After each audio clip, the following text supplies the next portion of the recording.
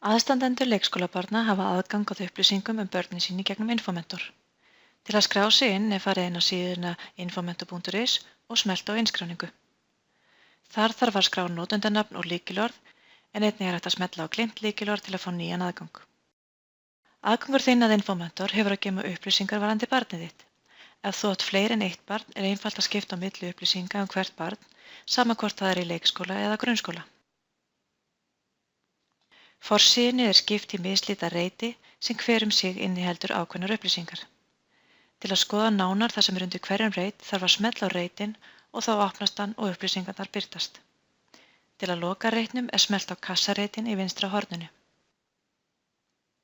Fyrsti reiturinn sýnir ástundun, en þar er yfirlit yfir ástundun og einnig hægt að tilkynna forföll eða veikindi. Það er gert með því að smella á reitinn og síðan á hnappinn tilkynna forföll. Mögulegt er að tilkynna forföll í dag og á morgun en æskilegt er að frekari útskýring sé skráð í litla textareitin.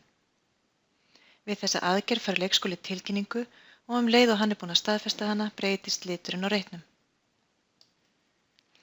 Undir nafnalista sérðu nöfn barnanna sem er á sömu deild og þitt eigið barn.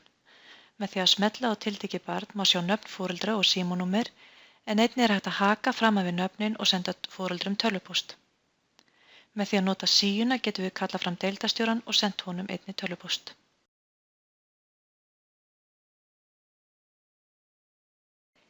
Kennarar geta sett upp námslotur fyrir börnin þar sem þeir skrá ákveðin markmið, verkefni og frekari upplýsingar eitthvað sem stefnt er að. Hér gefst foreldrum tækifæri á að fylgjast með þessu ferli en fleiri en ein námslota getur verið í gangi á hverjum tíma, allt eftir því hverju kennarar eru að vinna að. Í persónumöppu safnast myndir og skjöl sem tengjast barninu þínu og verkefnum þess í leikskólanum. Með því að smella á dagatalið fáum við yfirlit yfir dagskrá vikunnar, matseðil og eins ef einhverjir sérstakir atburðir eru skráðir. Tímalínan hefur að geyma nýjustu skráningar og fréttir frá leikskólanum sem birtast í tímaröð.